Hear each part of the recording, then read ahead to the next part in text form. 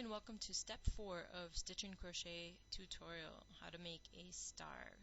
The last tutorial I left off, I forgot to do a slip stitch, so I'm doing that now by controlling Control C, Control V, copying and pasting from another row, and then changing its fill color to match that fill color of row 3. Next, I'm going to assemble all of the objects I need to make the points of the star, which includes a couple of different stitches. It includes a 3-chain object, and then a single crochet, a double crochet, a half double crochet, and a triple crochet. So right now I'm just isolating my 3-chain because I'm trying to double it because it should be a 6-chain after that slip stitch. And right now we have everything kind of at a diagonal, so I'm going to use my grid and my smart guides to help me align the 3-chain. And then I'm going to duplicate it by pressing Control and then letting my smart guides align it. And then I'm going to select both of those objects and rotate it by pressing R and align it with my slip stitch so that it makes more sense. And then I'm going to scale it up by selecting it and then just dragging the corner of the box to the next ring of the polar grid.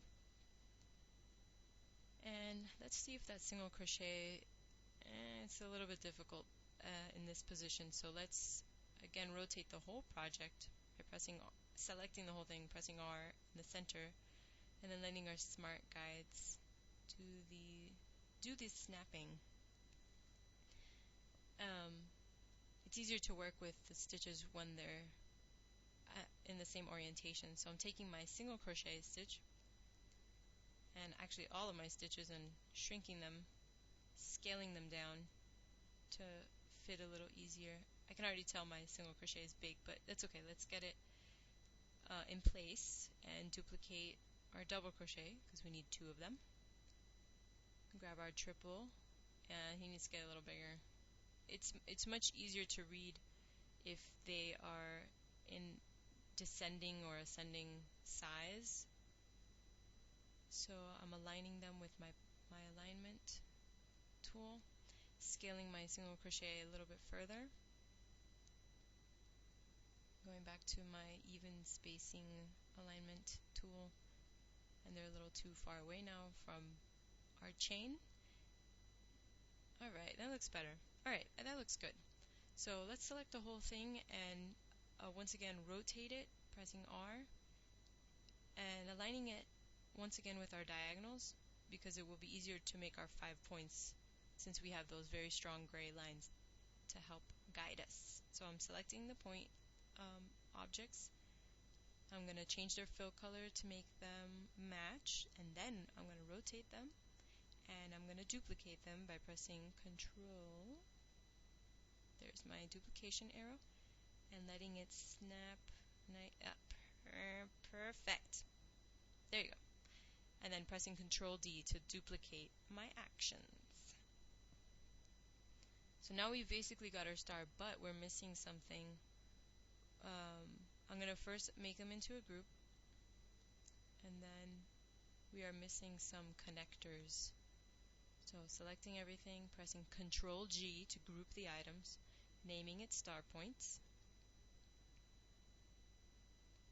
And then I'm going to worry about that single crochet stitch that needs to be. We need to have a single crochet stitch connecting that last triple crochet stitch and the inner structure. So first I'm going to make it vertical again. That's kind of a pain. I should have just copied it from our main symbols, but whatever. I'm working with this. So, okay, it looks vertical to me. It's a little off, but it's okay. Let's get it. That looks good. So now it reads as our triple crochet is connecting to that center section, but we want it to read specifically that it's connecting to one of these stitches. So select this single crochet object, and then I press Control D to duplicate it after I had already pressed the R for rotate.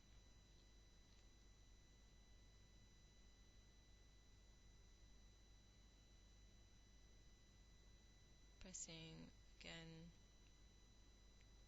R to rotate, and then pressing Control